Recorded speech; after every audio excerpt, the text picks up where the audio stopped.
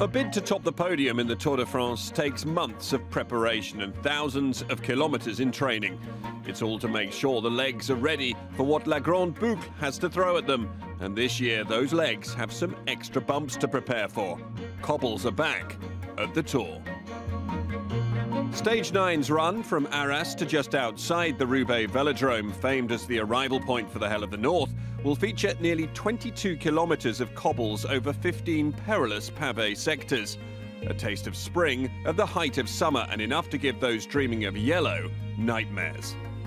I don't think Stage 9 in the Tour de France will be decisive, deciding who will win the Tour de France, but it could be that it decides who loses the Tour de France, because a lot can happen in that stage, and time can be lost. It's really difficult to get back in the mountains. Yeah, the cobblestone stage will be really crucial. All the favorites will be in front of the first section, and you know, it's really narrow roads. You came from a big road, you go to a narrow road on the cobbles, so it will be a big fight before, and I think that will be the crucial point to be in position at the first cobble section.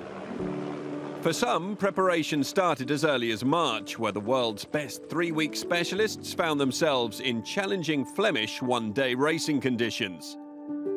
Mikel Landa was a surprise guest at E3 Harlebeke, whilst Romain Bardet, Nairo Quintana and Alejandro Valverde showed up at Dwars door Vlaanderen.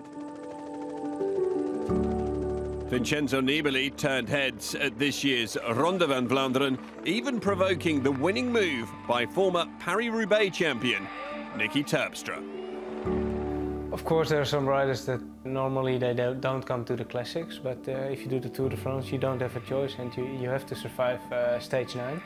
Those guys have less weight on the cobbles, of course, so maybe it's a bit more difficult, but I think the top GC riders are prepared pretty well, and without any problems, they will survive it.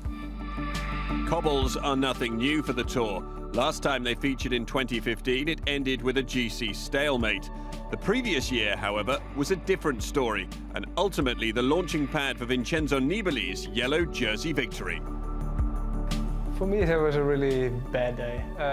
It was raining, and the first section, I was in the back of the peloton, and the peloton broke apart to three pieces, and actually that was it for my day. We never came back.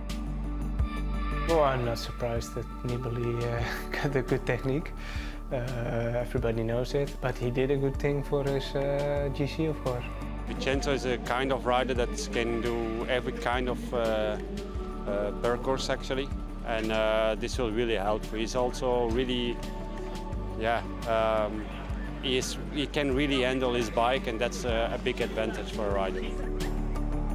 Yeah, the stage that Vincenzo did really good on the cobbles in the Tour de France will be mentally a big help for him, but that year was raining, and I think he's praying to have some rain again. Racking up the racing kilometres on the cobbles hasn't been the approach of some, with the likes of Chris Froome and Richie Porte trusting in their teams. The Tour de France stage and cobbles is a little bit different than the normal Northern Classics, because the 175 riders in the peloton in the Northern Classics are real specialists. In the Tour de France, you've got half and half. Half are GC riders, climbers, and the other half might be classic specialists or sprinters. So not really the same field as in the early season. And we felt with doing the recon and looking at the course with Greg van Avermaet as the pilot and guide for our leaders, that we've got the best plan mapped out. Yeah, we have a good team, especially guys that can do ride on cobbles like Sonny Colbrelli, Christian Corren, Heinrich Ausler. These are really specialists on cobbles. So first of all, those riders are really helpful on flat stages to protect the leader, and on cobble stages will be a really help. In this race, it will be more defending, because the main goal of a lot of teams and riders is not to lose time. So yeah, the teams were really looking at their captains, and they were happy to survive every section, and the closer they come to the finish line without problems, the happier they get.